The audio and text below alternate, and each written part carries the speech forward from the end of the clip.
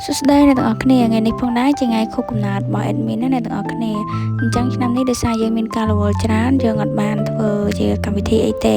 តែក៏មិនភ្លេចដែរក្នុងការដែលទិញកាដូឲ្យគាត់ដោយសារតែមួយរយៈមុនឬគាត់លោកថាគាត់ចង់បានកៅអីហ្គេមអញ្ចឹងណាអ្នកទាំងអស់គ្នាអញ្ចឹងថ្ងៃនេះក៏សម្រេចចិត្តថាទិញកៅអីហ្គេមនឹងជាកាដូថ្ងៃ birthday ឲ្យគាត់ហ្មងទៅគ្រាន់តែលើខ្ញុំនិយាយថានាំទៅទិញកៅអីភ្លាមណាទាំងអស់គ្នាអើយមើលទឹកមុខក៏ប្រែ160ដឺក្រេហ្មងអ្នកទាំងអស់គ្នាឃើញតែទឹកមុខក៏ដឹងថា admin ណាសប្បាយចិត្តខ្លាំងប៉ុណ្ណាដែរអ្នកទាំងអស់គ្នាកន្លែងនេះខ្ញុំមកនេះគឺនៅឃ្លាំងមួយទឹក168អ្នកទាំងអស់គ្នាកន្លែងគាត់គឺមានទឹកមានកៅអីច្រើនប្រភេទមែនតើអ្នកទាំងអស់គ្នាមានទាំងអីវ៉ាន់មួយទឹកនិងអីវ៉ាន់ថ្មីអ្នកទាំងអស់គ្នាអញ្ចឹងអ្នកទាំងអស់គ្នាបើចាប់អារម្មណ៍អាចទៅមើលកន្លែងគាត់បានណាបើនិយាយពីតម្លៃវិញគឺធូរថ្លៃខ្លាំងមែនតើអ្នកទាំងអស់គ្នាឥឡូវនេះយើងបានមកដល់ផ្ទះអ្នកទាំងអស់គ្នានិយាយពីថា admin វិញគឺថា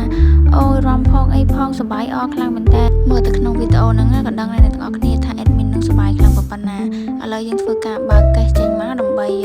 រៀបចំដំឡើងណាអ្នកទាំងអស់គ្នាក្នុងការដំឡើងគឺចំណាយពេលរៀងយូរដែរដោយសារតែយើងអត់ដែរដំឡើងហើយណាមួយយើងអត់ចេះអញ្ចឹងយើងត្រូវការមើល YouTube ផងអីផងទ្រាំតែបានដំឡើងចេញរូបរាងណាទាំងអស់គ្នាអញ្ចឹងវីដេអូនេះមានតែប៉ុណ្្នឹងទេអ្នកទាំងអស់គ្នាអរគុណសម្រាប់ការទស្សនាវីដេអូនេះជួបគ្នានៅ